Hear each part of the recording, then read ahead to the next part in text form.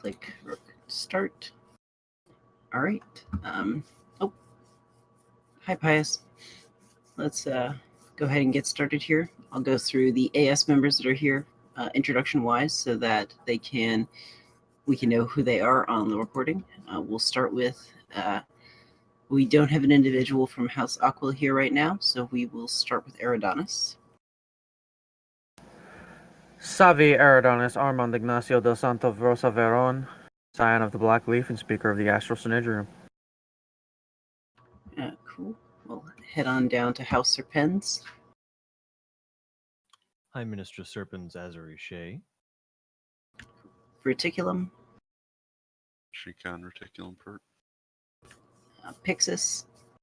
South Orator Pixis Xavier Scout. And Lyra. Tahuti Lyra Foresight Persimmon. And then we don't have an individual from Triangulum here right now. So we can turn it over to the church to introduce themselves. Good day there. I'm High Priest Vasily Irenaeus. I'm the mechanics guy for the church. Cool beans. All right, we can get started here. Of course, as I stated beforehand, we are going to be recording this meeting so we can give it to both the High Church and ourselves to review afterwards. So if anybody objects, please say so now. That's fine. All right, cool. So we'll move on to our very, very short agenda. Our planned spitballing being the first topic of the treachery on Tiber. So I'll turn that over to Eridanis to get started with. Alrighty. Well, what we've got with the point of this is really to just talk about our treacheries, what we think is the most optimum way to use them this turn, and if using them this turn is even what we want to be doing. We just wanted to get y'all's thoughts on that. Our current idea would be something along the lines of possibly us using both treacheries and using the first treachery to ensure that we get the pre-tech researchers off the board so that Acre can't get the transit web, and then being able to use the second treachery as a means of collecting something like their hostile takeover, as a means of getting ourselves a high-powered asset that is going to give us another piece of coverage and also punch. And also, one of the main reasons why we wanted to try to look at maybe us using both of them rather than, 1-in-1 is because that way y'all can focus then on doing an action that is more of an economic benefit rather than that's not a concern. That's more or less the thing that we have already kind of softly agreed upon, and it totally makes sense.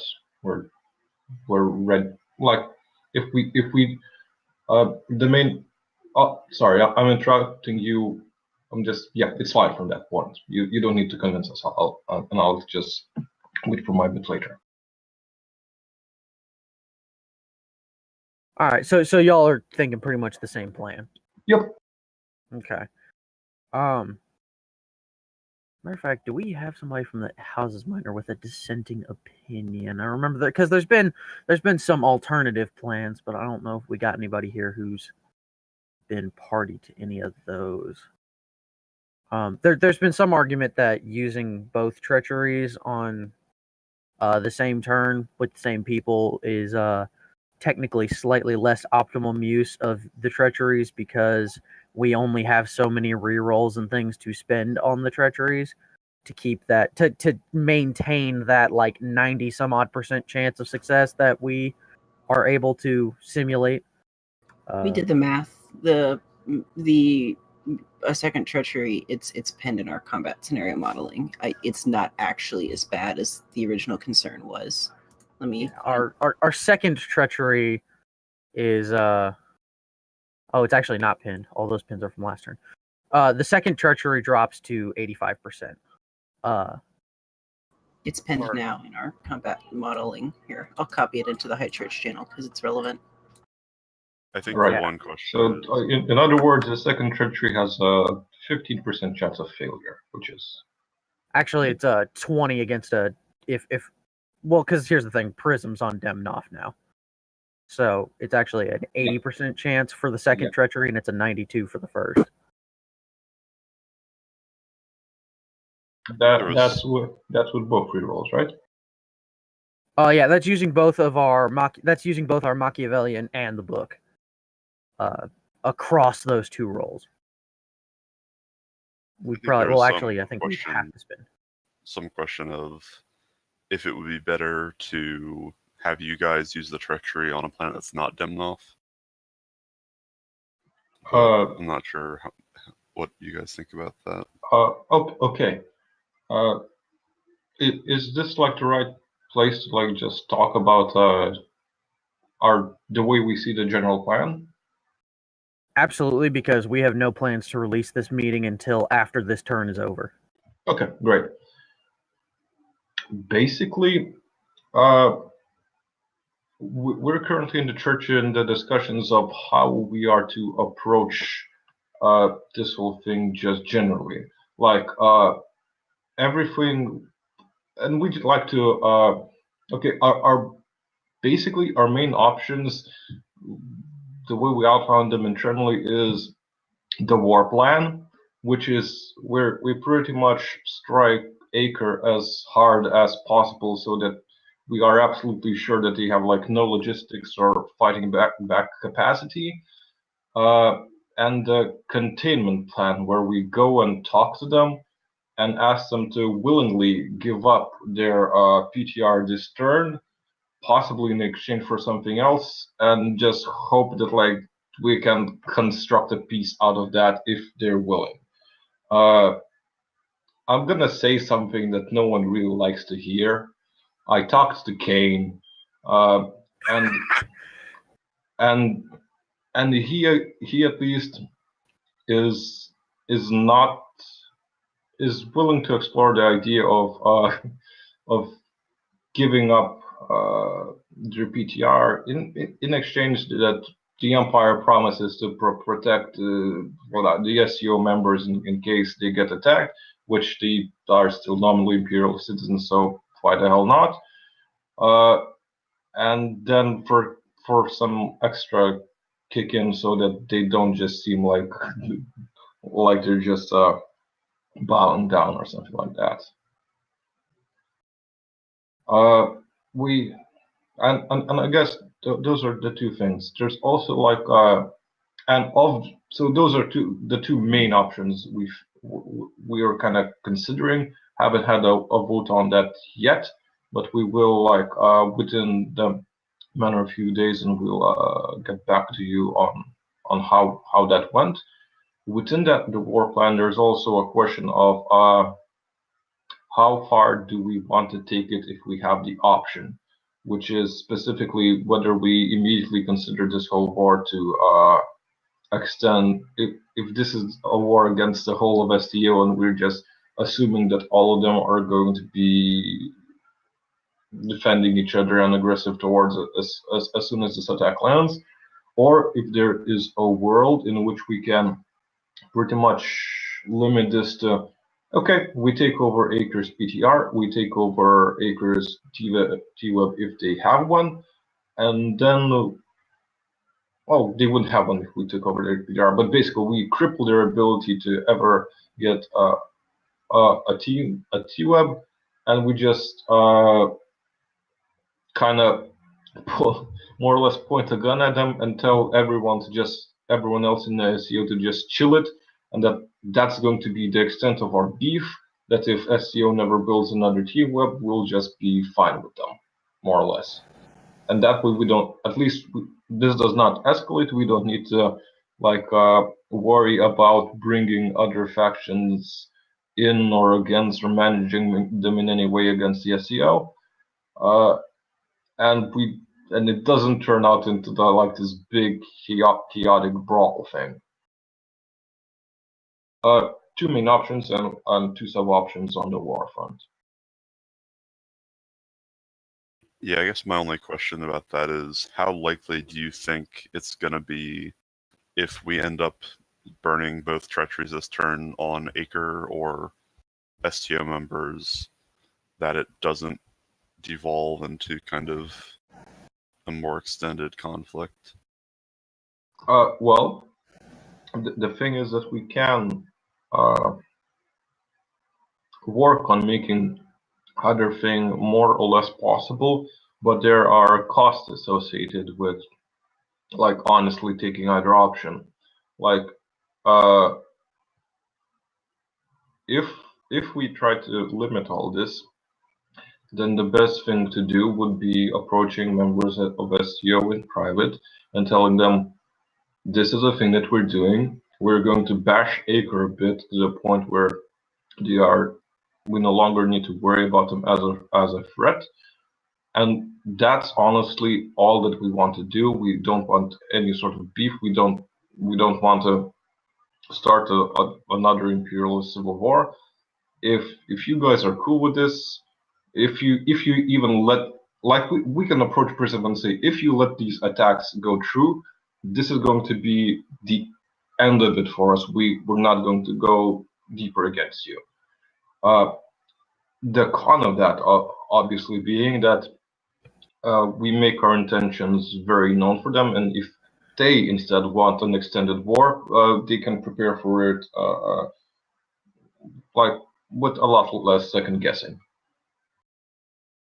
I think another issue with that too is part of what we're seeing is Acre's offensive capable abilities increasing is part of what the STO is looking to have Acre do as far as defending them, because Acre without a transit web, the point of we know that the point of the STO for some of the STO members is to basically just hide behind Acre and be defended by them.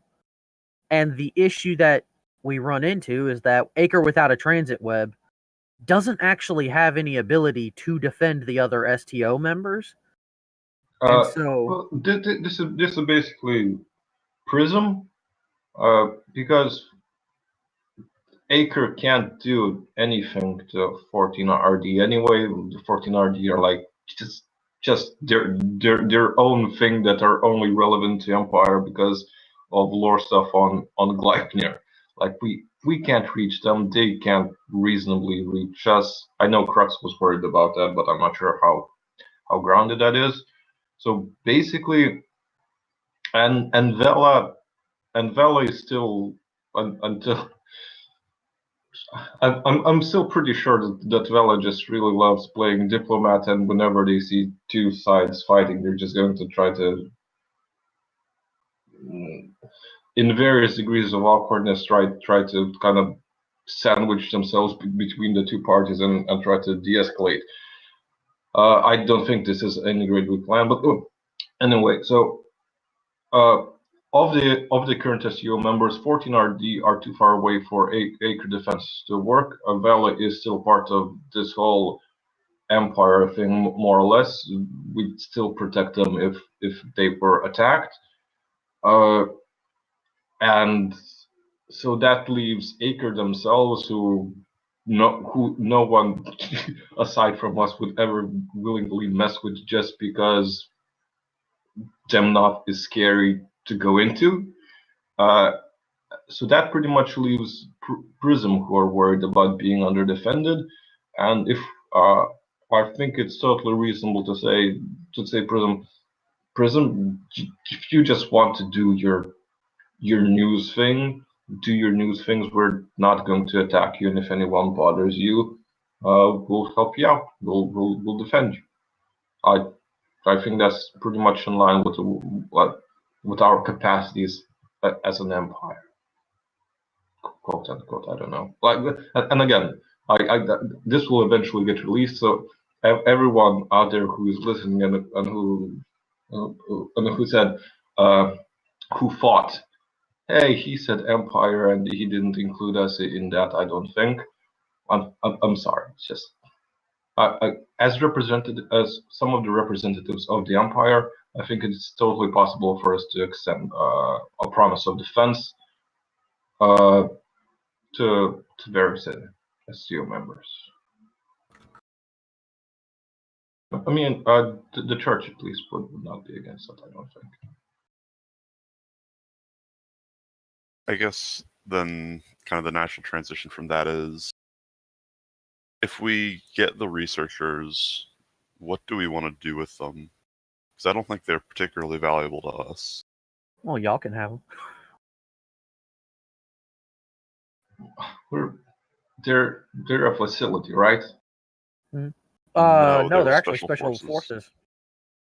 forces. Jesus, they're like a debuff. It's yeah. It's an asset. We would always find some sort of use for an asset. Short term. It's like a tax. We kind of have. We have about as much TL access as we want or need for like the following a few turns anyway.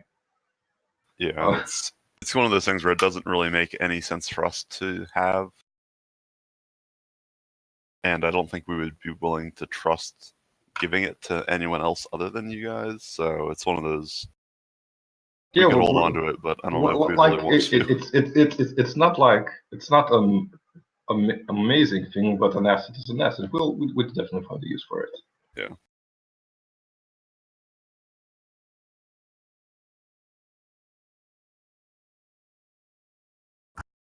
Because I need to double check some money numbers right quick.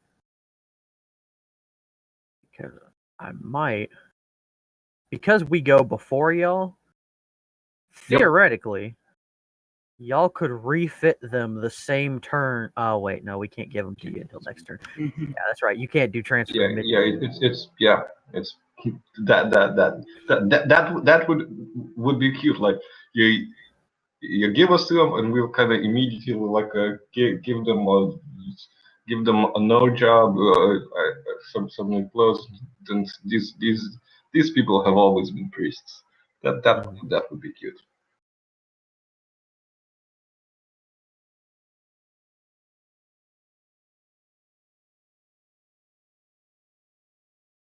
So yeah, I guess what I kind of wanted to know from you guys, where do you guys roughly stand in terms of like general diplo of how we want to deal with Acre? Is like, yeah, it's most likely war, it's inevitable, or is it more like you're still exploring options, or do you want this to be a limited thing? Do you want to like leave no stone left standing? What's the deal there? Or if you don't want to speak to that, because like this is still an ongoing thing, we can discuss this in chat at a later date as well. I think we're still planning on talking with the SDO and seeing what they'll say, but yeah, I think they're going to have to give us a pretty good deal to change the kind of status quo plan. Yeah, that's about as I expected. Okay, yeah. So, I'm personally, okay. I probably shouldn't speak because this is like just my personal opinion, and we're still deliberating internal on the church. And when we get that done, then I'll just do what the church wants to do. So we'll get back to you on that. My personal opinion is that I'd like to avoid the war. Like I am not at all against like a fair bit of aggressive action, but I would like to avoid a long-term war. It's just too much chaos, I think. I think it's fair. Something to note, y'all would actually be able to refit the researchers into a commodities broker for only 6 credits. Just as a side note, if y'all didn't want the extra tech level. There's also a possibility of we're not. Maybe it's not even something to discuss right now, but there's things to be said like we're not in the best position to be constantly using assets every turn.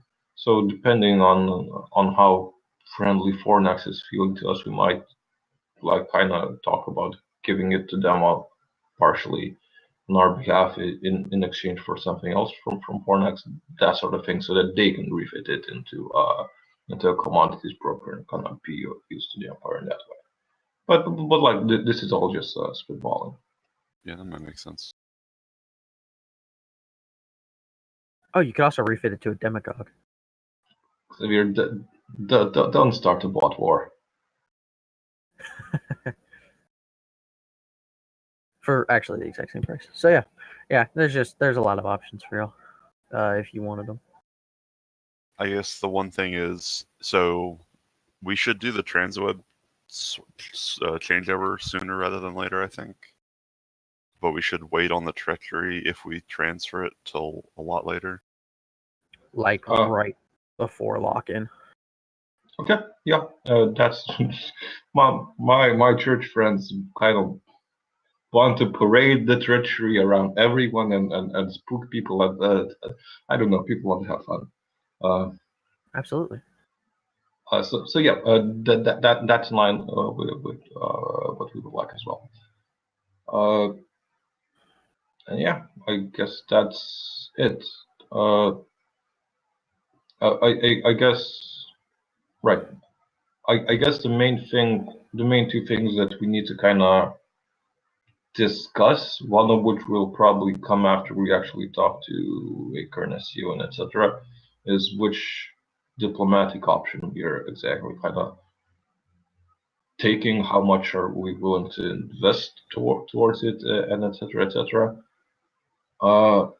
And then whether we keep one treachery in reserve just in case, or whether we spend both. That's one diplomatic choice we need to make, and one strategic choice we need to make, right? Mm-hmm.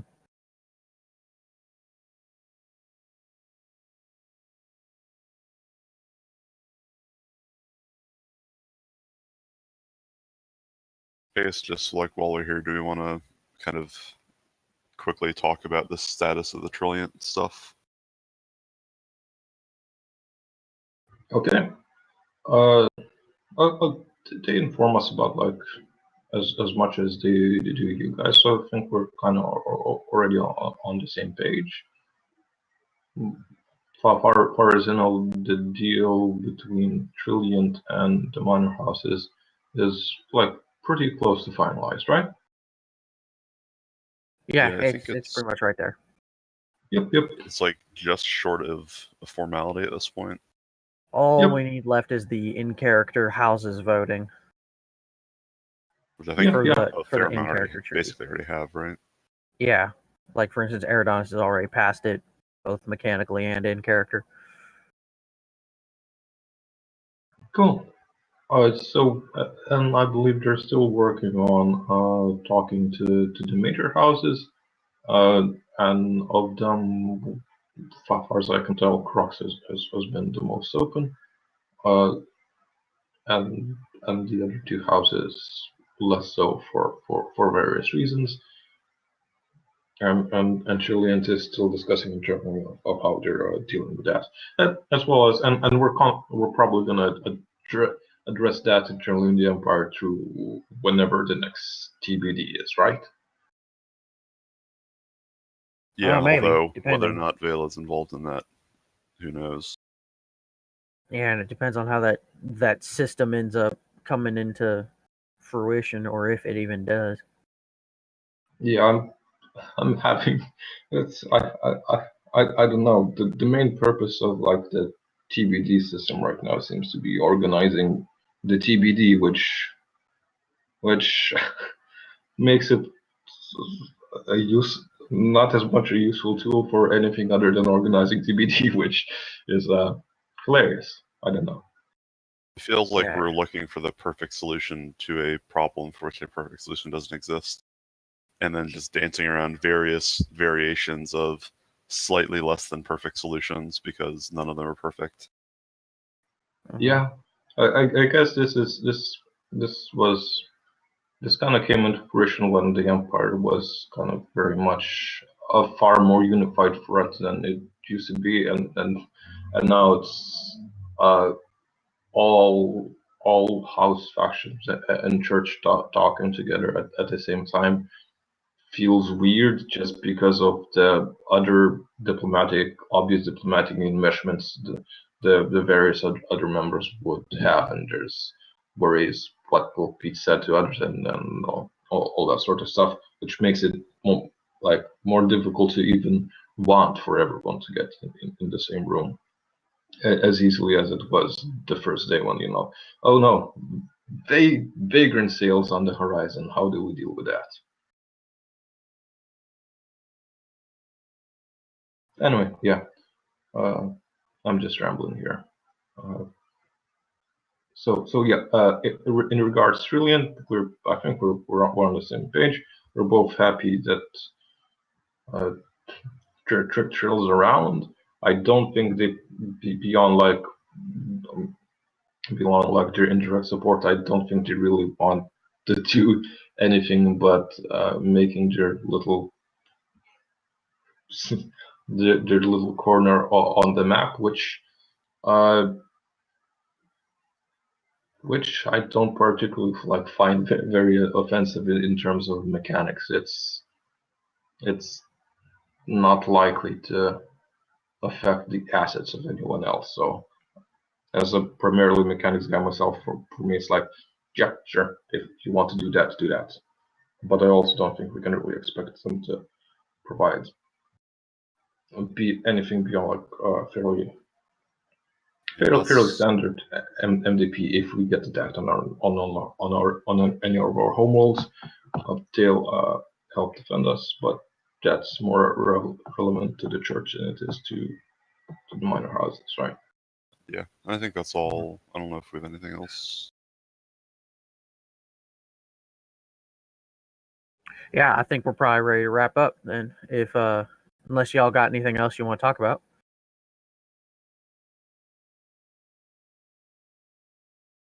All right, sounds like we're good. I think that's it. Unless Piers wants to add something, we've been listening right in the corner. Yeah, no, I think we're all cleared up. So, thank y'all for coming. This has been a meeting with the High Church of Messiah as Emperor and the August and Beneficent Synedrium Astral of the Beloved Lords, Temporal and Eternal, the Sacred High Houses Imperial, servants of the Most Serene Celestial Emperor, long may they reign, shepherds of the Acheron Row Scepter, and guardians of the righteous. Y'all have a wonderful day.